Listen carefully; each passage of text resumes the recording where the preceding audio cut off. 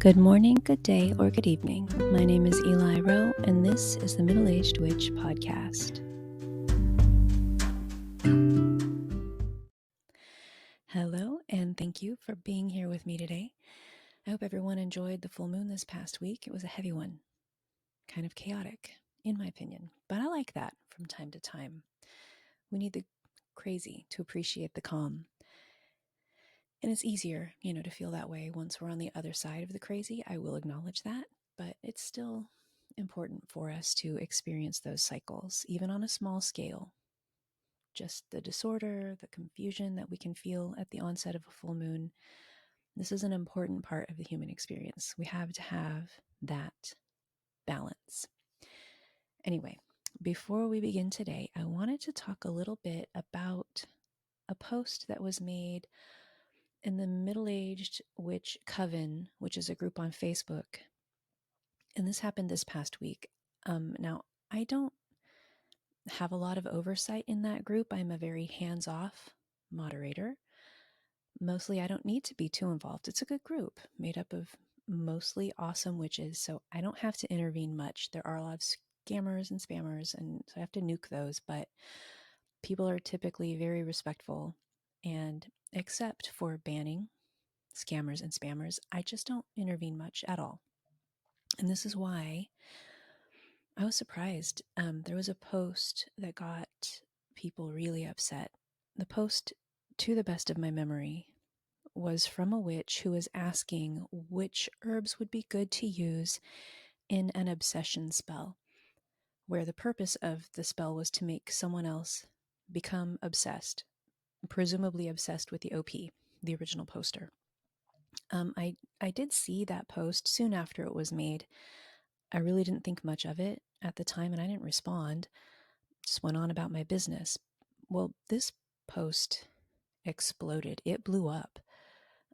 Some witches replied with their suggestions about what to use for the spell. Other witches reprimanded the OP for even thinking about attempting a spell that would interfere with someone else's free will in such a way. And other witches were quick to criticize those witches for butting into OP's business instead of just ignoring it. Y'all, it got heated. People were freaking out, arguing. It got rude and out of control, and eventually the post was deleted. But not by me. I don't know if the original poster deleted it or if it was reported by so many group members that Facebook auto-deleted it, if that's even a thing. I have no idea. So that original post is gone now. But other posts popped up from witches who wanted to continue the original discussion, and also many who were trying to reiterate why that's such a horrible idea in the first place. I have said many times on this podcast, but I'll say it again because it's been a minute. We all practice our craft differently. All of our practices are valid. I would never, ever, ever perform an obsession spell. Not in a million years. I don't recommend obsession spells or love spells unless the purpose is to strengthen an existing relationship, or lust spells. Again, unless the relationship is already established. But that's me. I am only responsible for the work that I do. You are responsible for the work that you do. Other witches are responsible for the work that they do. If you ask me for advice related to spell work that I feel is unethical, I will either choose to give you my advice or not, but regardless, you are still the only person responsible for the work that you do. I also won't ever lecture another witch about doing work that I find unethical, because that's not who I personally am. Unless you're a friend of mine, I will always give my friends my unvarnished opinion, for better or worse, but never strangers. I will offer advice, or I'll ignore their question altogether. Other witches don't work that way, though, and that's also valid. If you pose a question on a public forum, you'd better be prepared for folks to come out of the woodwork to tell you what an idiot you are, whether that's true or not. Folks are very bold online. If you ask a question in a public space, be ready to sift through a lot of unsolicited advice. Now, my point in bringing all of this up is simply this: I don't care what spell work you do, it ain't my business. I'm not going to be drawn into ethical arguments about the relative morality of spell work that interferes with other people's free will. I think it's a bad idea, and I would never do it. And my opinion is well established and it's on record. But I'm not going to sermonize about someone else's spellcraft. I'm just not. But if I was going to perform an obsession spell, I would use forget-me-nots. Now, that's all I want to say about that. And let's talk about incense. That is the topic of today. Now, we have talked briefly about incense in previous episodes, especially in the air magic episode and in the poppet episode. But I thought we would get a little more in-depth today. Now, incense is essentially just grains of resin that are sometimes mixed with spices that burn with a fragrant odor. And these are widely used in religious rites as an oblation or as an act of offering. Catholics love incense. Just about every culture uses incense in some kind of way. And incense has been used since before we even have written record. Ancient Greece, China, Egypt, Babylon, all used incense. And the import of incense was major business for a lot of these cultures because that's how important it was to these people. The act of burning incense has been an important rite since ancient times, believed to have originated in Egypt in the time of the Old Kingdom. There it was used by priests for fumigating tombs originally. Incense has a long history of being used in conjunction with ceremonies, rituals, and spiritual and religious occasions. But incense was used in Egypt at the daily liturgy before the cult image of the Egyptian sun god Amun-Re, and in the Egyptian mortuary rites as well, when the souls of the dead were thought to ascend to heaven in the flame with the smoke. Incense was also employed to counteract disagreeable odors, understandable, and also to drive away demons. And it was said to both manifest the presence of the gods, because fragrance was a divine attribute, and also to gratify the gods. And that goes back to it being an oblation, an act of offering. The spiritual purposes of burning incense can vary based on the religious ceremony or the intention during its use. Back to Catholic churches, they burn frankincense to connect the community to the legacy of their founding patron. You can Google that. Palo Santo wood, burned during the height of the Incas to clear bad energy. The Babylonians used it extensively while offering prayer and divining oracles. It was imported into Israel before the Babylonian exile. And there they assigned it miraculous powers, and eventually altars were set up, and they were set apart expressly for incense offerings. That's how important it was. Incense has many forms, but the simplest definition is this: it's any plant matter, really, which is burned for its aromatic and spiritual properties. Popular forms of incense include sticks, cones, the spirals or coils. You can burn it loose as a loose powder, and even just burning raw plant materials. That's where Palo Santo wood comes in. It's just sticks of wood that are burned as incense. But it has benefits, and the benefits are myriad. Depending on the kind of incense that we're burning, we can take advantage of the different correspondences that the fragrances of the resins and essential oils are known to have. And that's where we come in.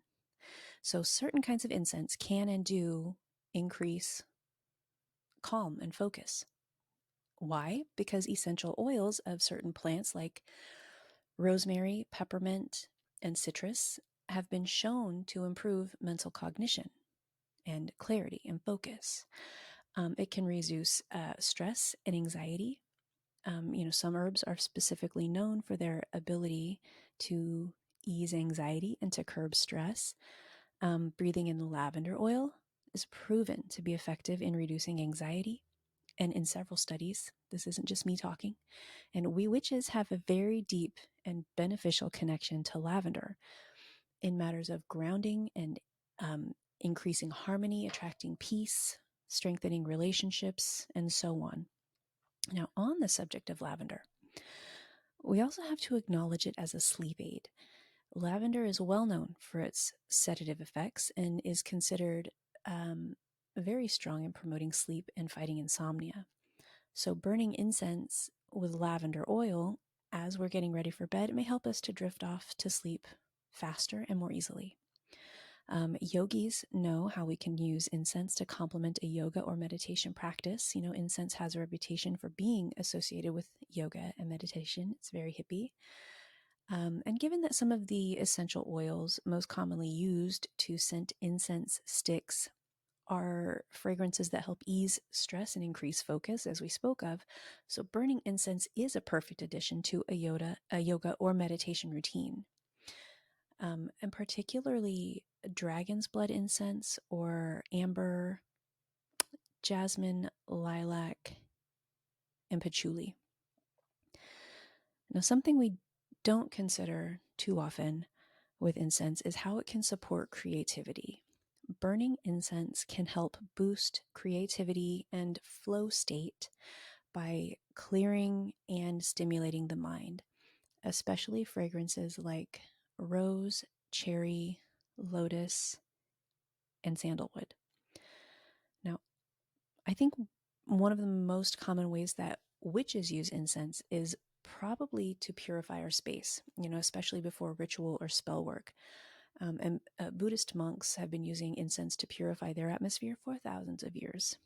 And this is the reason people sage their homes, when we feel like we're under significant energetic attack. But interestingly, incense can purify our spaces in a much more literal sense, too. There was a study that showed that burning incense for an hour reduced the bacteria in the air by 94%. And I will link that study in the episode description. Now, we usually just buy incense, and that's fine.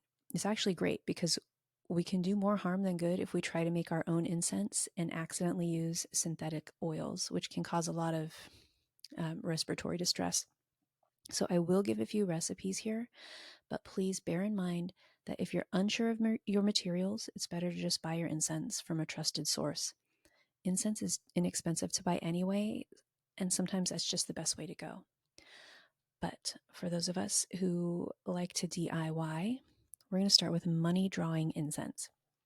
And for that, we will need 1 ounce of bayberry, 1 ounce of powdered sandalwood, 1 ounce of powdered frankincense, 1/4 ounce of myrrh, 1/4 teaspoon of saltpeter. And the purpose of saltpeter in incense is to help it smolder properly. And then 1/8 ounce of cinnamon essential oil and 1/4 ounce of tincture of benzoin. And to make incense, and this goes for all incense, you're going to first grind all of your dry ingredients together except for the saltpeter. You're going to grind all these ingredients together with a mortar and pestle until it's pretty uniform mixture. Very powderized, very well incorporated. And then mix your oils together and dissolve the saltpeter in those oils.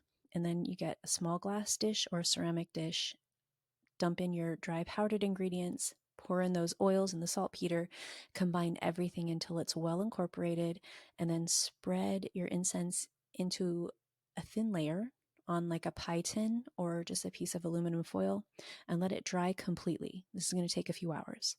Once it's completely dry, you crumble it up and then you just burn a little at a time on, you get those little charcoal incense discs, or you can form it into cones. It's also a very simple way to do it too.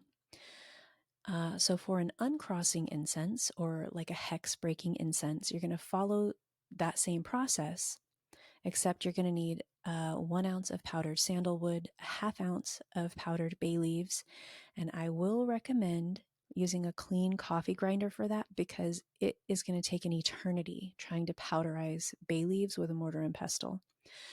You also need a ½ ounce of powdered dill seed, a teaspoon of garlic powder, yes, garlic powder, and an 1/8 ounce of patchouli essential oil and a 1/4 ounce of tincture of benjoin. This incense is really great if you feel like you're under any kind of negative energetic influence or oppression. This is meant to destroy another person's unwanted influence. And then finally, I wanted to give the prophetic dream incense. This is so good for meditation, astral travel, and divination as well. And it doesn't only have to be used at bedtime, but this is what the recipe is called. So for that, we need a ½ ounce of powdered sandalwood, a 1/4 ounce of powdered bayberry, a ½ ounce of rose petals, 1/4 ounce of lavender, 1/4 ounce of powdered orris root, 1 ounce of grated lemon peel, 1/4 ounce of saltpeter, 1/8 ounce of frankincense oil, and a 1/4 ounce of tincture of benzoin. Same process as above. And that's incense. We use it so much in the craft, and we don't always stop to consider why and how else we can benefit from it. But it's such a great tool. You know, it's easy to use. Like I said, it's inexpensive, and I love that. And it's effective, and that's my kind of witchcraft. Cheap, easy, effective. It hits all my boxes. So thank you for being here with me today. Please come back next week so we can talk again. My name is Eli Rowe, and this has been the Middle-Aged Witch Podcast.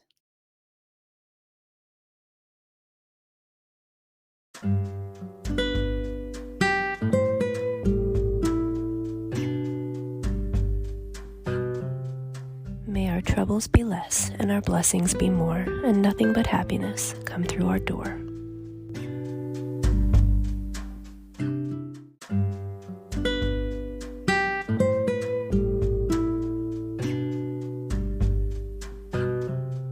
The information presented is the author's opinion and does not constitute any health or medical advice.